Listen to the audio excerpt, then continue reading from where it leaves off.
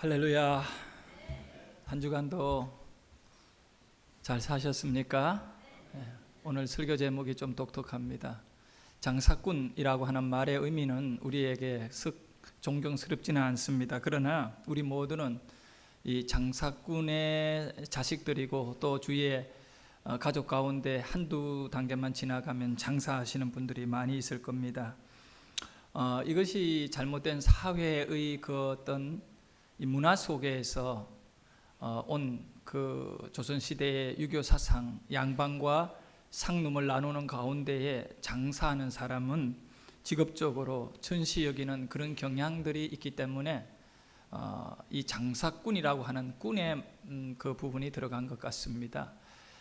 그러나 유대인들은 지금 세계적인 그런 어떤 그 인물들이 쏟아져 나오는 유대인들은 그들의 가장 중요한 직업이 장사입니다. 그래서 장사를 통해 가지고 전 세계를 어떻게 보면 손아귀에 넣었다라고 볼 수가 있겠지요. 제가 오늘 그런 어떤 장사의 본질을 파헤치려고 이 제목을 정한 것은 아니고요. 우리가 이 하나님의 백성으로 복음의 사명, 영적인 그런 일꾼으로 우리가 어떻게 살아야 하는지를 돌아보면서 전도자와 장사꾼의 공통점 그리고 차이점 몇 가지를 짚어보고자 합니다. 우선 전도자와 장사꾼의 공통점은 간단히 말하면 목적은 하나입니다. 돈 버는 것입니다. 이 버는 것이지요. 하나님의 나라도 침노하는 곳에 확장되어지는 것과 같이 이 전도자와 장사꾼의 공통적인 것이 있다면 그것은 바로 많이 팔아야 한다는 겁니다. 전도하는 사람도 많이 전도해야 되고 장사하는 사람도 물건을 많이 팔아야 됩니다. 만약에 장사꾼이 물건을 팔지 않으면 그는 망하게 되는 것과 같이 교회도 마찬가지입니다. 개인의 이 전도적인 영적인 삶도 전도를 많이 하지 않으면 영적인 메마름이 오게 되어 있습니다. 그렇지만 이 전도자와 장사꾼의 차이가 있습니다. 그것은 바로 우리는 정말 복음을 파는 자입니다. 복음을 전하는 자입니다. 하지만 장사하는 사람은 자기가 가진 이 물건을 판다고 보면 차이가 있습니다. 예수님께서 오늘 마태복음 13장 45절과 46절 본문을 통해 가지고 우리에게 들려주시는 중요한 진리가 있습니다. 우리 같이 한번 45, 46절을 읽도록 합니다. 천국은 또 마치 천국은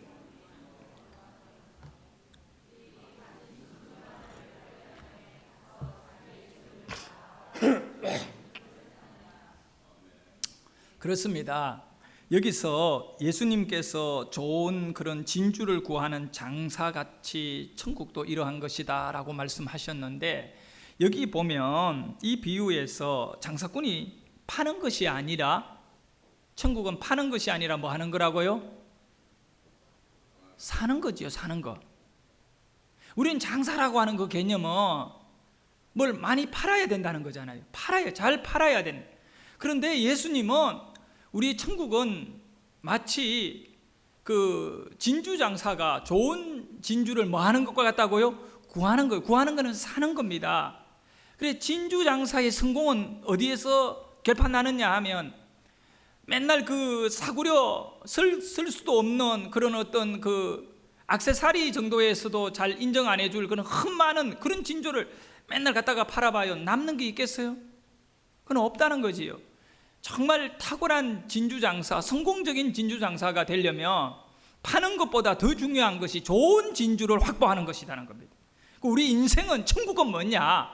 우리에게 가장 값진 것, 진주장사에게 있어 가장 값진 진주를 확보하여 그것을 가지고 자기 안에 가장 좋은 작품을 만들어서 내다 파는 것이지요. 여러분, 장사의 원리는 있는 거를 사서 그냥 팔아서는 돈이 남는 게 없어요. 재료 진주를 사와가지고, 가장 값진 진주를 사와가지고 그것을 반지도 만들고 또 액세서리 브로치도 만들고 이렇게 또 목걸이도 만드는데 수공을 해야 돼요. 이것을 잘 이렇게 값지도록, 이게 원가가 만 원밖에 들지 않는 것이라면 이것을 잘 장사꾼은 이것을 갖고 와서 이것을 잘 가치 있게, 값어치 있게 만들어 가지고 이것을 10만 원에 팔아야 되고 100만 원에 팔아야 하는 것이 장사의 가장 중요한 원리인 거죠. 바로 천국은 마치 좋은 진주를 구하는 장사, 구하는 것입니다. 천국은 구하는 것이에요. 천국은 뭐냐 하면 내 인생에 사들이는 것입니다. 여기에서 값진 진주를 사들이듯이 우리에게는 값진 인생의 가치를 사들여야 되는데, 그것이 누구냐 하면 예수다는 거예요. 우리의 천국은 예수를 내게 사들이는 것이지요. 예수가 내게 와야 되고, 이 예수가 내게 오셔가지고 어떤 일이 일어나느냐 하면 내 안에서 이 값진 예수가 더 귀한 것으로 바뀌어지는 역사가 일어나야 된다. 여러분, 단순히 예수를 믿지만 우리에게 있는 믿음의 종류와 믿음의 질, 믿음의 깊이, 믿음의 능력이 다 다른 이유는 어디에 있느냐 하면 예수를 값지지 않는 것으로 취급해버리고 그저 그냥 내게 온 예수, 쉽게 들었던 예수를 쉽게 그냥 내팽개치고 있는 이런 믿음에게는 발전이 없는 거예요. 하지만 내게 이렇게 다니다가 우연찮게 쉽게 예수를 만났어요. 예수. 그런데 알고 보니까 내 인생의 가장 값진 분이에요. 그러면 이것을 알았을 때는 내 모든 것을 팔아서라도 이 예수를 내가 확보할 때에 그 다음에 여기에서 이 예수가 가장 내 인생에 값어치 있게 만들어지는 방법이 뭘까요? 그것은 바로 여러분이 삶을 통하여 예수를 체험하는 것입니다.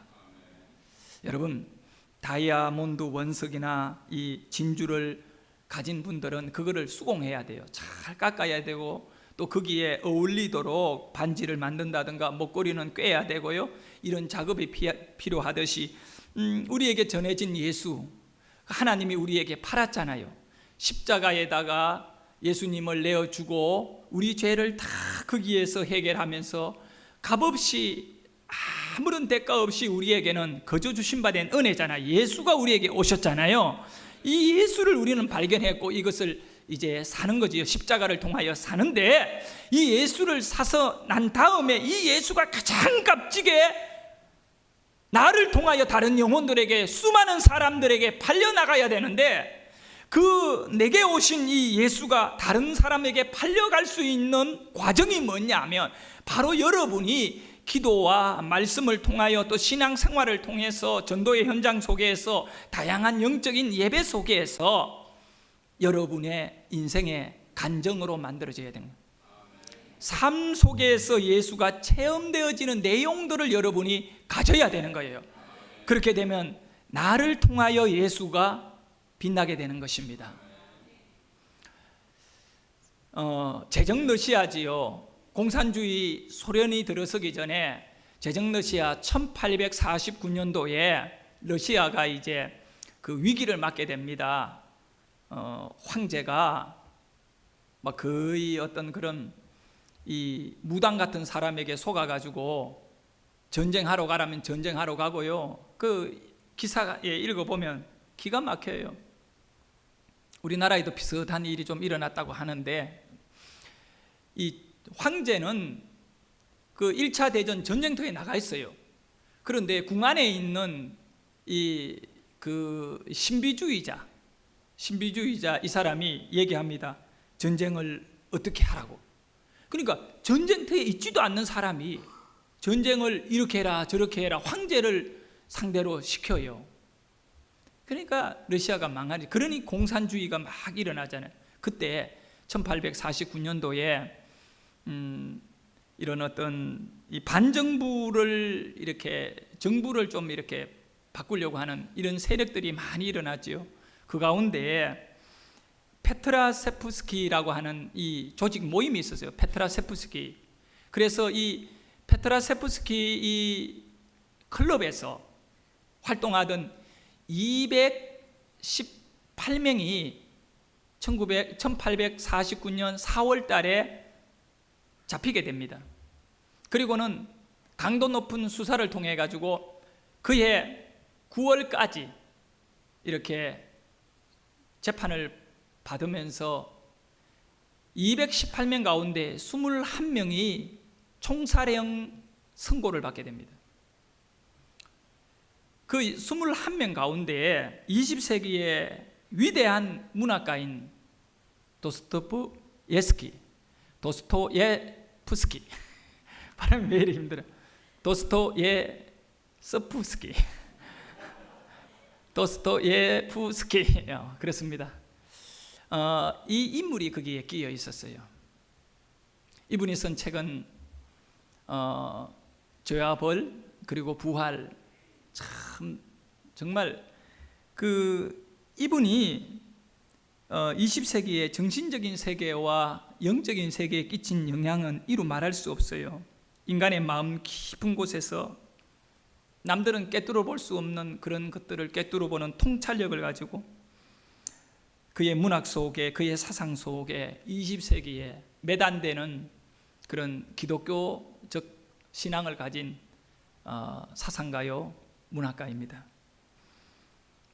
근데 이분이 이제 죽게 돼 가지고 시베리아로 끌려가서 그러니까 1849년 12월 22일 총사령 언도를 받게 됩니다. 이거는 그냥 이야기가 아니고 실화입니다. 실화. 도스토예프스키는 이제 실형을 받기 위해 가지고 그 눈 내리는 12월 22일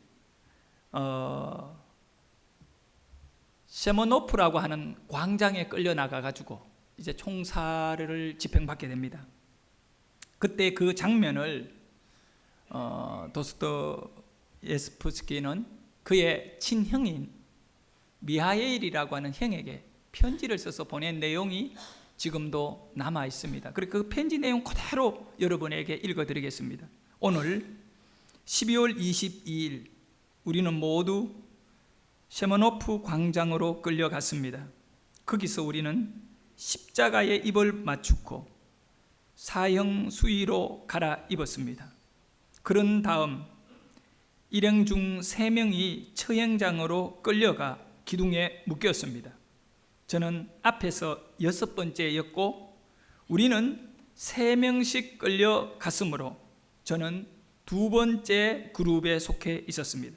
이 말은 이제 세모노프라고 하는 이 광장에서 총살을 당하는데 공개 처형을 당하는 거예요. 여러 사람이 보는데 기둥을 3개 세워놓고 21명이 이제 총살을 받기 위해가 끌려 나와가 옷을 이제 죽을 때 그 사형수들이 입은 옷을 갈아입고 십자가에다가 입을 맞추고 다 기도하고 이제 죽을 준비를 다 한 거예요. 그리고 첫 번째 3명이 끌려가서 얼굴에 눈을 가리고 뒤로 기둥에다가 묶이고 이런 상태. 다음에 바로 이어져 가지고 그 도스토예프스키가 끌려 나가서 총살 당하게 되는 그런 과정을 이렇게 쓴 거지요. 이제 정말이지 1분의 여유도 없었습니다. 그렇지만 옆에서 갑자기 나팔 소리가 울려 퍼지더니 모든 것이 끝났습니다. 기둥에 묶여있던 사람들이 풀리고 황제 폐하의 사면을 알리는 칙령이 낭독되었습니다. 여러분, 이분이 이런 과정을 겪은 이후에 그가 시베리아에서 4년간 노역 생활을 하고 그 다음에 이 4년이 끝난 다음에 그 군대에 끌려가서 4년간 군인 생활을 하게 됩니다. 그리고 일반 쫄병으로 끌려갔지만 얼마나 성실하게 일을 했던가 장교로 진급해가지고 장교 생활을 하면서 이제 4년 군인 생활을 끝난 다음에 본격적으로 문학 활동을 시작하는데 그때에 위대한 작품들이 쏟아져 나오는 것입니다. 근데 제가 여러분에게 소개하고자 하는 것은 우리가 복음을 전하는 것 있잖아요. 전도하는 것, 다른 영혼에게 예수를 알리는 것, 이것은 바로 나팔 소리입니다. 누구의 나팔 소리? 황제의 나팔 소리가 울려 퍼졌을 때 죽을 사형수가 방면되었거든요. 그런데 하나님의 나팔 소리가 울려 퍼지는 곳에는 지옥 갈 영혼이 죽어가지고 저주받아야 될 영혼이 하나님의 나팔 소리, 복음을 듣게 되어졌을 때 전도를 통하여 영원한 생명을 얻고 죄의 사슬에서 풀려나게 되는 것입니다. 그렇기 때문에 이 나팔 소리라는 것은 이미 사형받기로 작정된 자에게 사형을 중단하고 그를 살려주라고 하는 희망의 소리가 되듯이 우리가 전도를 하지 아니하고 복음을 전하지 아니하면 이 땅에 있는 영혼들이 하나님의 음성을 듣고 하나님께 돌아올 길이 없다는 것입니다. 여러분, 성경은 아주 긴박한 복음의 사명을 우리에게 알려주고 있습니다. 왜 그러냐 하면 불신자들, 예수 안 믿는 사람들은 매우 위험한 가운데 놓여 있기 때문에 그렇습니다.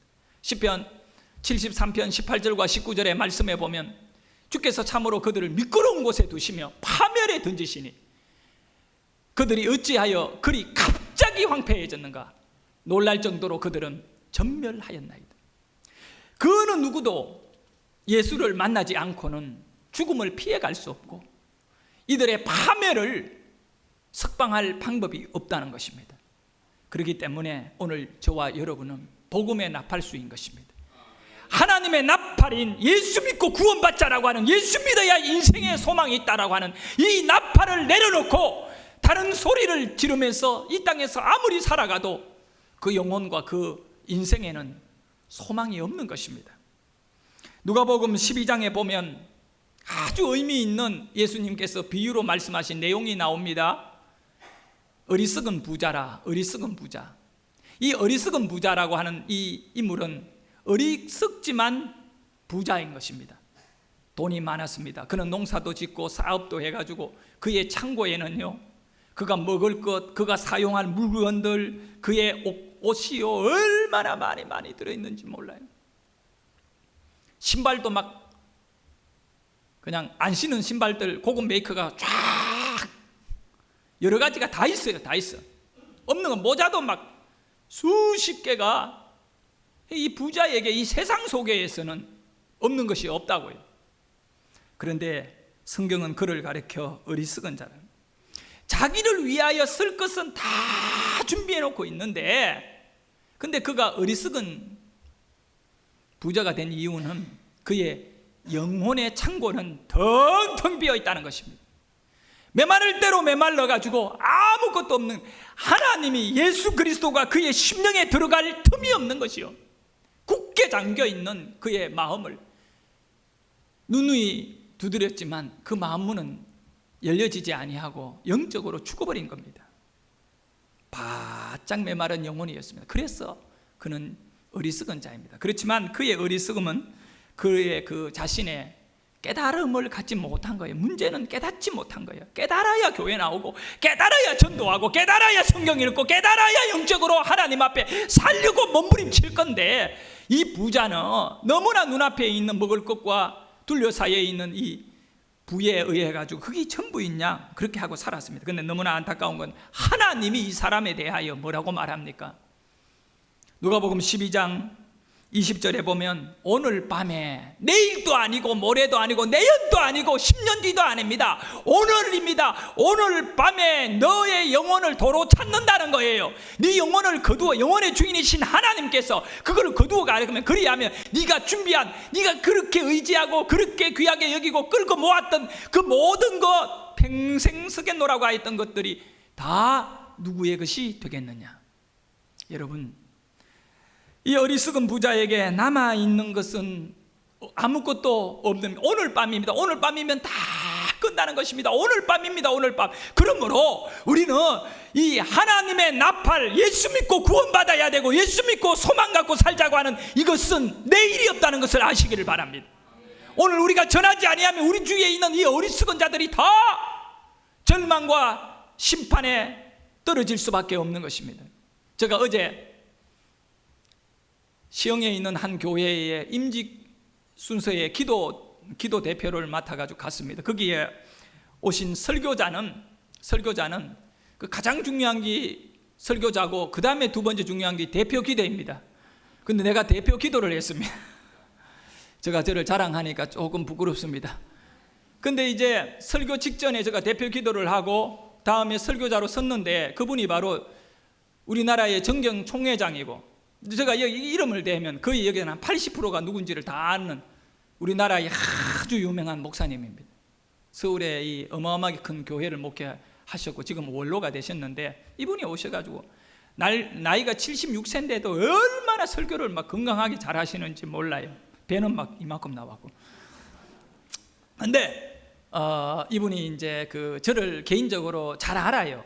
잘 아는데 담임 목사님 목양실에 올라가서 대화하고 차 한 잔을 먹는데 목사님이 저를 굉장히 사랑해가지고 김 목사님 나 옆에 와 앉아. 수많은 목사들이 있었지만 다 제쳐버리고 자기 옆에 나를 딱 앉혀가지고 나를 얼마나 부러워하는지 몰라. 어떻게 하면 그렇게 날씬하냐. 그러면서 이제 이 목사님이 이야기를 이렇게 하면서 나중에 시간 되면 본인의 별장에 한번 다들 놀러 오라고. 그 목사님들만 이렇게 있는데 다들 놀러 오라고 그러면서 별장 얘기를 하는데 강원도 주문진에 아주 좋은 별장이 있대요. 그 별장 바로 옆에 바다와 이 계곡이 만나는 지점이 돼. 근데 여기는 10월, 11월, 9월 되면 이렇게 뭡니까? 연어, 황금 연어가 이만한 연어가 막 올라온 낚시를 딱 넣으면 몸에 딱 걸려가 먹는데, 근데 이거는 잡아먹어도 된대요. 거기 사는 사람들은. 그리고 철을 따라 막 전어도 올라오고 많이 올라와요. 그런 얘기를 쫙 하시고 그 다음에 또 얘기를 하셔요. 본인의 이 사모님이 작년 8월 달에 소천하셨어요. 이 목사님 사모님이 그러면서 하시는 말씀이 자기는 절대 교단에서 모 목사님 결혼추진위원회까지 임의적으로 만들었다는 소문도 있는데 자기는 장가새로 안 갈 거다면서 절대 장가. 왜냐하면 21살 때 만난 사모, 그 사모가 천국에서 자기를 막 뭐라 싶어가 사모가 무서워가 결혼 절대 안 한대요. 그러면서 사모를 사랑했다면서 나한테 이제 이렇게 스마트폰에 사진을 막 내가지고 몇 장이나 이렇게 보여줘요. 근데 이제 이분이 하는 얘기가 뭐냐면 이 사모를 작년 8월 달에 소천해가지고 우리가 장례식도 가고 다 했습니다만 이 어디에 여기 양평에 여기 가평인지 양평인지 옆에요. 가까워요. 그게 산에다가 모셨어요. 근데 묘를 섰는데 그 묘가 자기 땅인 줄 알고 쓴 거야. 이 목사님이 몇만 평을 갖고 있어. 그 5만 평인지 몇만 평을 갖고 있는데 자기 땅인 줄 알고 썼다고요. 묘를. 그것도 여기 양평인지 군의 허가를 받아가. 그리고 그게 묘를 쓰라. 묘를 쓸 때는 허가 받아야 되거든. 양평 군수가 허락 다 해주기라고 묘를 딱 썼는데 몇 달 지난 다음에 어떤 사람이 목사님 좀 만나자고 찾아왔더라고요. 만났는데 하는 얘기가 아니 목사님 그리고 사모님을 저희 땅에다가 모시면 어떡합니까? 그러더래요. 그래가지고 목사님 뭐 이런 사기꾼이 있나 싶어가 그 땅 우리 땅이다니까 그럼 목사님 한번 이렇게 청량해 보세요 그러더래요. 그래서 군청의 직원들 불렀대요. 부르고 그쪽 자기 땅이라는 사람 부르고 또 우리 목사님도 가고 땅을 측량을 딱 해보니까 사모님 묘자리가 나무 땅에다가 딱 쓴 거야. 기가 막힌 일이 일어났어요. 그러니까 어떡합니까? 그래가지고 물었대요. 이거 어떡할까요? 그러니까 그럼 목사님이 이 땅 사세요 그러더라고요. 그러니까 2만 평인데 그 2만 평을 얼마를 주고 샀느냐면 6억을 주고 샀대요. 6억을 주고 사가지고 그래서 작년에 그거를 이제 그 주위를 다 또 목사님 땅을 만들었어요. 목사님은 원래 큰 부자입니다. 목사님의 부모가 돈이 많았고 또 목사님 자신이 경희대 한의대를 졸업했고 옛날에 그래서 한의사로 또 이렇게 그 다음에 목회를 하셨지만 은혜를 받고 원래 집안이 참 부유한 집안이었습니다. 근데 그 땅을 사고 나니까 그 2만 평을 6억 맹지인데 길도 없는 거 그래 양평군에다가 얘기를 해가지고 도로는 우리가 닦을 테니까 도로라고 하는 것을 허가를 내달라니까 그 도로를 닦는 좋은 허가를 해줘가 넓게 길을 만들었대요. 길을 만들어 놓으니까 누가 찾아와가지고 그 땅을 팔아라고 한대요. 얼마 줄래? 물으니까 50억 주겠다 하더래요. 그래서 목사님 팔 생각이 있느냐 하니까 그건 묘만 남겨놓고 팔아야 되지 않느냐 그러더라고. 그러니까 6억을 갖고 거의 10배가 돼버렸어요. 그러니까 내가 목사님한테 그 얘기했으면 참 목사님 사모님 너무 귀하다. 왜냐하면 죽어서라도 이렇게 참 도와주네요. 근데 이 목사님은 워낙 가진 것이 많지요. 네? 그 집이 그 교회에서 오래전에 30년 전에 목사님 나중에 은퇴하면 쓰세요라고 젊을 때 교회에서 미리 집을 사줬대요. 근데 그 집이 저기 그 중간에 어디야 기흥에 있는데 그 집이 지금 한 25억짜리가 돼버렸대. 그때는 얼마 주고 산 거 아니대. 근데 이 물가가 막 상승해가지고 그러니까 뭐 목사님이 가난한 이 목사들 앉혀놓고는 막 돈을 얘기하는데 막 이게 막 엄청 많은 돈인 거야. 예? 야, 그래가지고 내가 이렇게 목사님 보면서 대화하는데 그런데 중요한 얘기를 그거 해요. 나는 우리 아들을 딸에게 불러놓고 얘기를 딱 했습니다. 그러더라고. 재산은 너희들한테 전혀 안 넘길 거니까 너희들은 다 뭐 그런 대로 사니까 자식들이 자기 아까 그러면 자기 스스로 해라 하고 그 다음에 내 손을 딱 잡으면서 뭐라고 하는지 압니까? 목사님 부러워하지 마세요. 어떻게 내가 부러워한 줄 알았는지. 그러면 하는 말이 뭔지 하면 갖고 갈 수 없는 거예요. 우리는 아무것도 갖고 갈 수 없는 거예요. 그분이 뭐 나름대로 좋은 일을 위해가 쓸 생각을 갖고 있는 것 같아요. 하지만 여러분 잘 아셔야 돼요. 어리석은 부자는요 갖고 갈 것 같이 끝까지 그것만 붙잡고 산다는 거예요. 여러분의 영혼에 오늘날 복음에 대한 영원히 갖고 갈 수 있는 것이 복음밖에 없거든요. 여러분 전도를 위하여 발이 부드러트지도록 돌아다니고 아파트 계단 타고 사람 만나고 사람들의 면박 앞에 얼굴이 화끈화끈할 정도로 창피를 당하고 한 그런 전부 주님 앞에 생명책에 여러분이라는 이름 앞에 기록이 다 될 줄 믿으셔야 돼요. 그것만은 갖고 갈 수 있다는 걸 믿으셔야 돼요.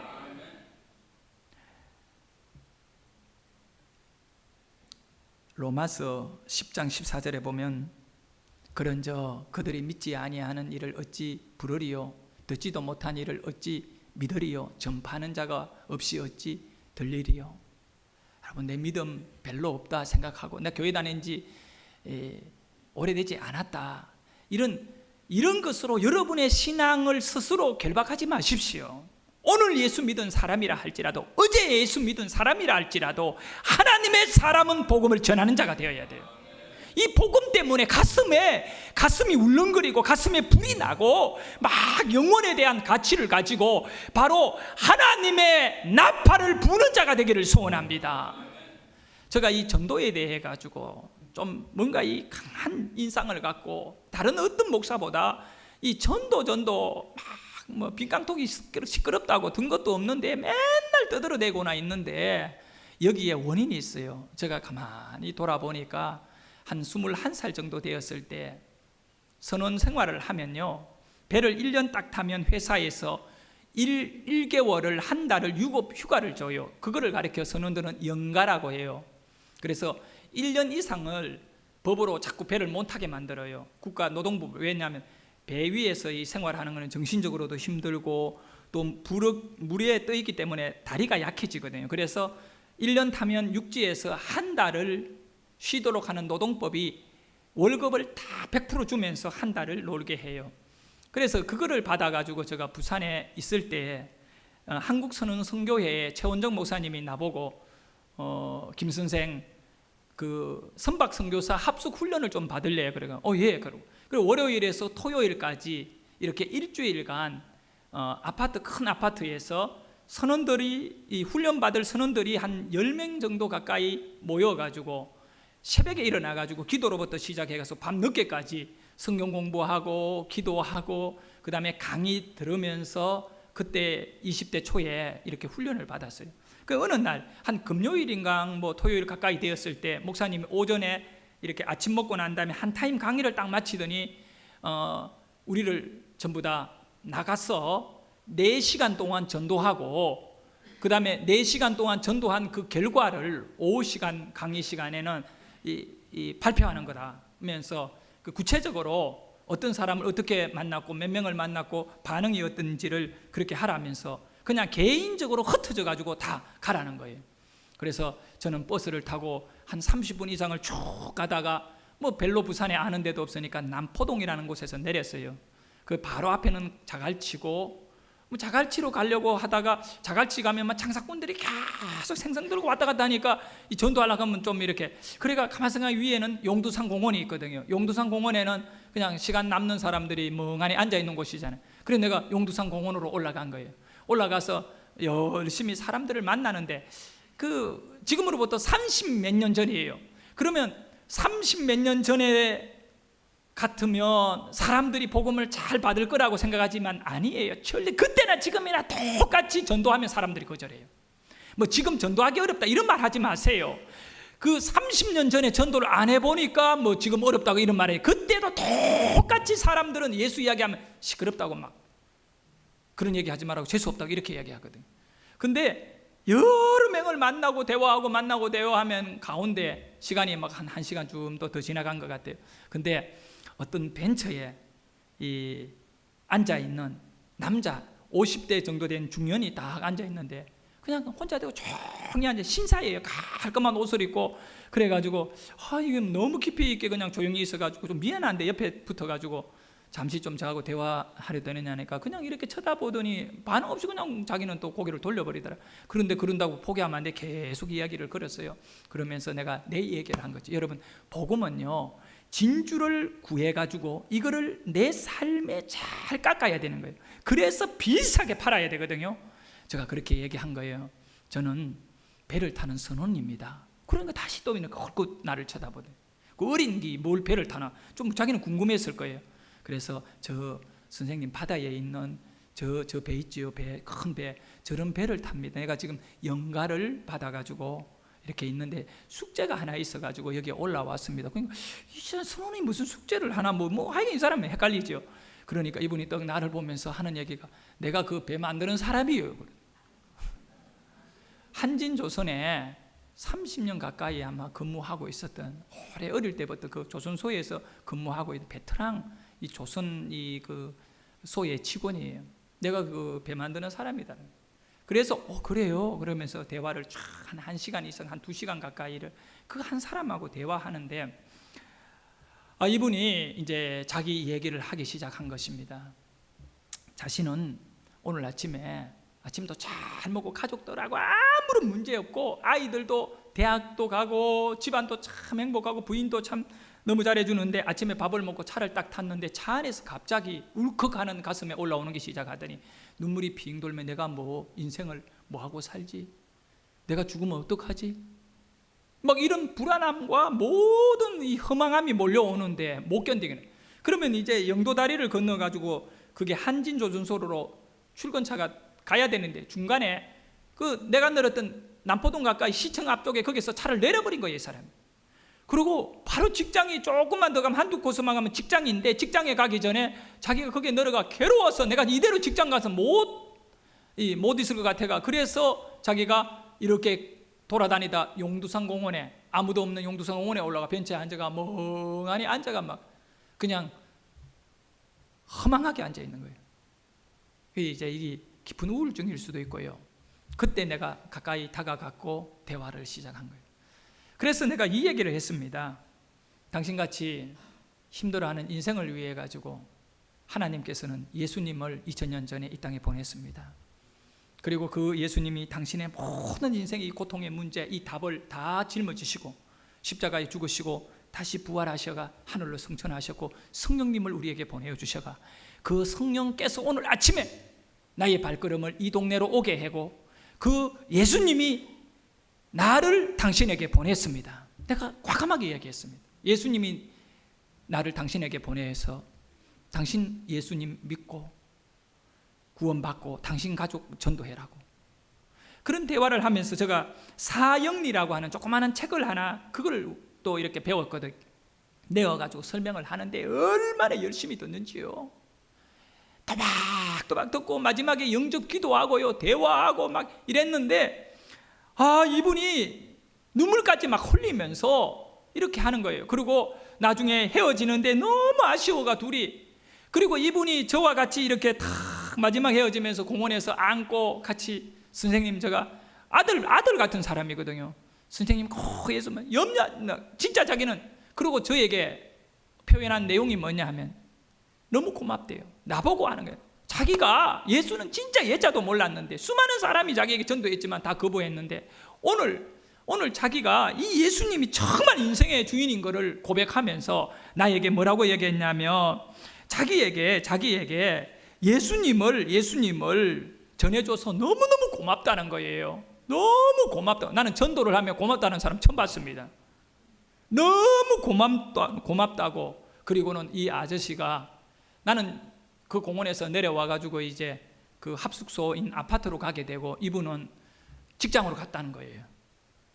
직장에 도저히 못 갈 것 같아가지고 그 오후 시간까지 거기에 있었던 이분이 직장으로 갔고 그래서 그분이 적어준 전화번호와 주소를 가지고 와가지고 우리 그 최원정 목사님 선언선교회 대표였던 분에게 전해주면서 나는 배 타러 나가겠지만 우리 그 선언선교회에서 꼭 관리해가지고 그 동네 가까이에 있는 그 주소지에 있는 교회에 꼭 전도해가지고 이분 가정이 다 나. 그런데 나중에 제가 배를 타다가 다시 부산에 와가지고 우리 최원정 목사님한테 물어봤습니다. 그때 기억을 하고 있는 거예요. 그분들 다 교회 잘 나가고 있다는 거예요. 중간에 연락도 취하는데 교회 나간대요. 내가 딱 한 번 확인을 했어요. 한 번. 근데 교회를 잘 나가고 있다는데 그래서 그 이후에 느낄 수 있는 거는 그 공원에 올라가면 누구를 만날 수 있겠느냐 어떤 그냥 형식적으로가 아니라 하나님은요 그날 아침에 그를 만나고 그를 구원하기 위해가 직장 가는 통근 버스에서도 내리게 하시고 그렇게 하시는 분이시에요. 여러분 장기 뜰 줄 압니까? 장기? 바둑 뜰 줄 압니까? 어떤 목사님 여기 가까이 있는 김모환 목사님은 옛날에 바둑을 너무 좋아해가 밤새도록 바둑 뜨다가 다른 목사님하고 뜨다가 새벽 예배 시간이네. 새벽 예배 나왔대요. 또 앉으니까 여자는 흰 돌이고 남자는 까만 돌로 보이네. 그리고 저기 딱 보면 저기는 아다리고 이런 게 보이더래. 그래가 너무 슬퍼가지고 도끼 갖고 와가지고 바둑 파는 그걸 찍었다잖아. 찍었는데 또다시 바둑 떤다잖아.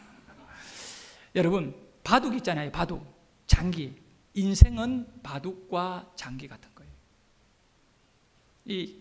저는 장기를 잘은 못 뜨지만 장기 뜨는 걸 너무 좋아해요.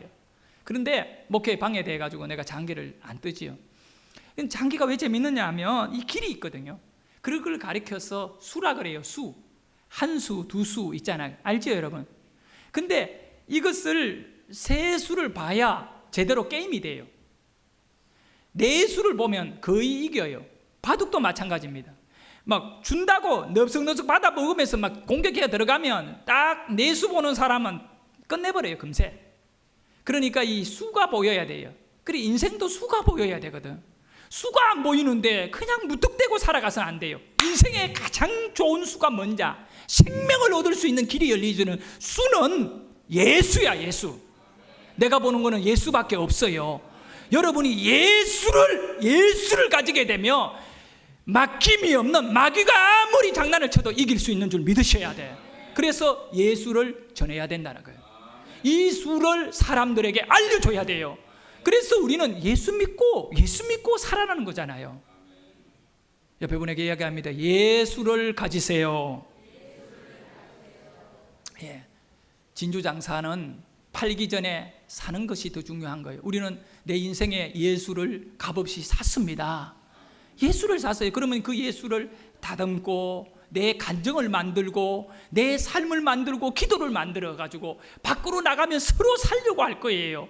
워낙 우리가 이 예수를 내가 품지 아니하고 내가 그를 높이지 아니하니까 내 안에서 예수가 고통받고 내 안에서 예수가 비참해지는 겁니다. 지난 여름에 우리 교회 성도들이 전부 다 잠언서기를 했습니다. 지금 요한복이 서기를 하는데 혹시 요한복이 서기 책자가 없는 사람은 뒤쪽에 있으니까 갖고 가셔서 꼭 써야 돼. 좀 준비해 놓고 큐티집도 몇 권 있으니까 우리 새벽 예배는 생명의 삶 큐티를 합니다.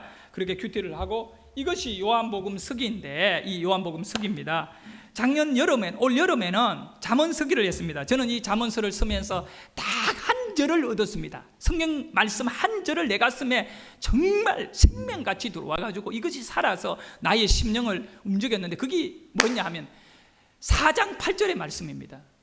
그를 높이라. 그를 높이라. 그리하면 그가 너를 높이 들리라. 얼마나 예수를 높이는 거예요. 인생의 수는 예수예요. 예수를 높이는 삶을 살아야 돼요. 만일 그를 품으면, 그가 누굽니까? 예수입니다. 그를 품으면 그가 너를 영화롭게 하리라. 기도드립시다.